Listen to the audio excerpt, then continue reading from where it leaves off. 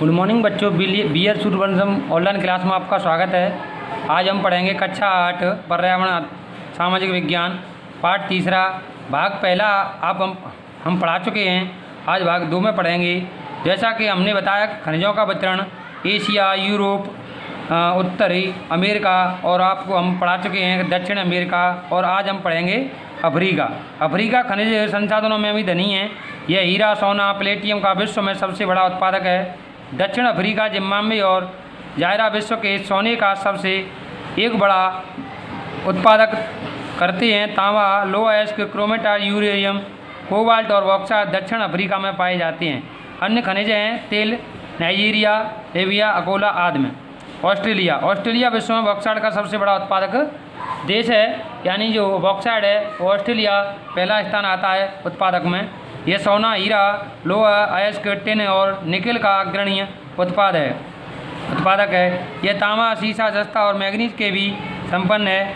पश्चिमी ऑस्ट्रेलिया के कालगुरवी और कूलगाड़गी क्षेत्र में सोने के सबसे बड़े निवेश हैं। अब अगला है तुम्हारा अंटार्कटिका।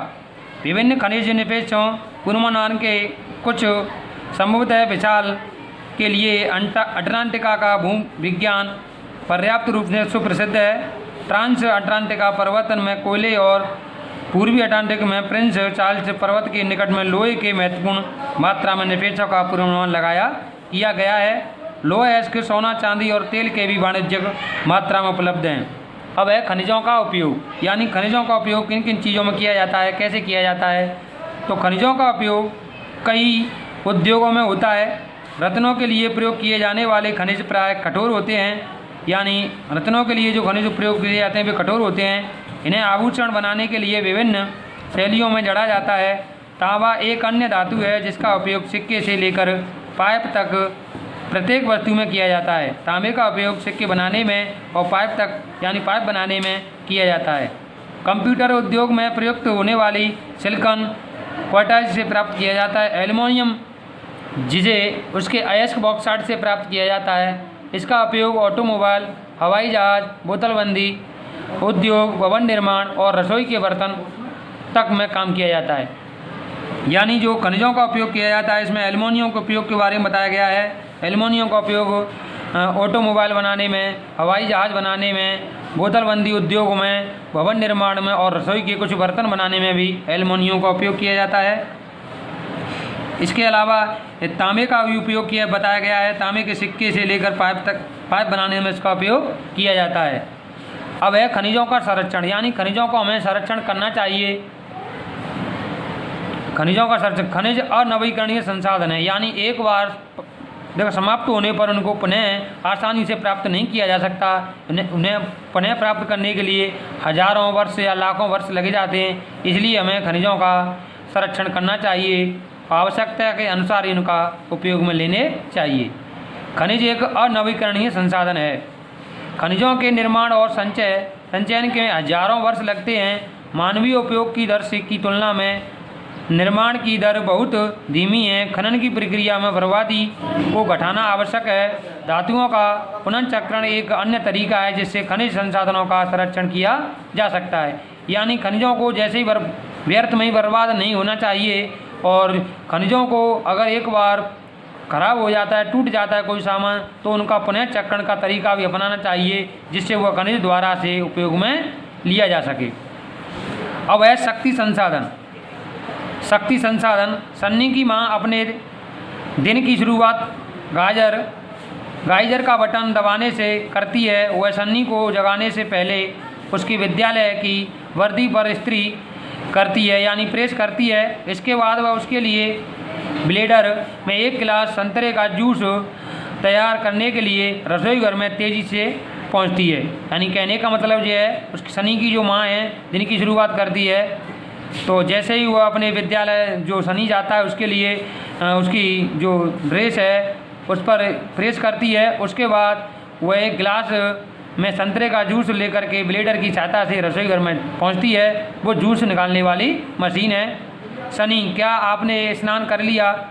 आओ और अपना नाश्ता कर लो। उसकी माँ कहती है सनी से, क्या तुमने स्नान कर लिया? आओ तुम्हारा नाश्ता तैयार है, तुम नाश्ता कर लो। सनी के लिए गैस स्टोव व नाश्ता बनाने पर भी माँ पुकारती है। विद्यालय जाते समय सनी बत्तियां और पंखों के बटन बंद करना भूल जाता है तो माँ उन बटनों को बंद करते समय सोचती है कि शहरों में जीवन आरामदायक प्रतीत होता है, लेकिन विद्युत उपकरण को जो अभी बिजली की खपत करते हैं पर अधिक से अधिक निर्भरता मांग पर आपूर्ति के बीच विशाल अंतर पैदा करती हैं। विज्ञान एवं प्रौद्योगिकी के नए प्रचलन से जीवन शैलियों में बहुत तेज़ी से परिवर्तन आ रहा है। जैसा कि इसमें बताया गया है कि गांव की अपेक्षा शहरों में जीवन आरामदायक होता है, क्योंकि जैसे ही जो सनी है विद्यालय जाता है तो वो यह भूल जाता है कि पंखे की बटन और लाइट की बत्ती बंद करना। जो उसकी माँ उसको बंद करती है तो वो सोचती है कि गांव की अपेक्षा शहरों में कितना जीवन आरामदायक होता है। अब शक्ति अथवा ऊर्जा हमारे जीवन में बहुत महत्वपूर्ण भूमिका निभाते हैं। हमें उद्योग, कृषि, परिवहन, संचार, प्रतिशिक्षा के लिए शक्ति की आवश्यकता होती है। ऊर्जा संसाधनों को विस्तृत रूप से परंपरागत और गैर परंपरागत संसाधनों में वर्गीकृत किया गया है। यानी ऊर्जा के संसाधन है या ऊर्जा संसाधन को दो भागों में विभाजित किया गया है या बांटा गया है। नंबर 1 है परंपरागत स्रोत। ऊर्जा के परंपरागत स्रोत वे स्रोत जो लंबे समय से सामान्य उपयोग में लाए जा रहे हैं। ईंधन और जीवाश्म ईंधन परंपरागत ऊर्जा के दो मुख्य स्रोत हैं। यानी परंपरागत स्रोतों के बारे में बताया गया है तो दो प्रकार के बताए गए इसमें, एक ईंधन और जीवाश्म ईंधन।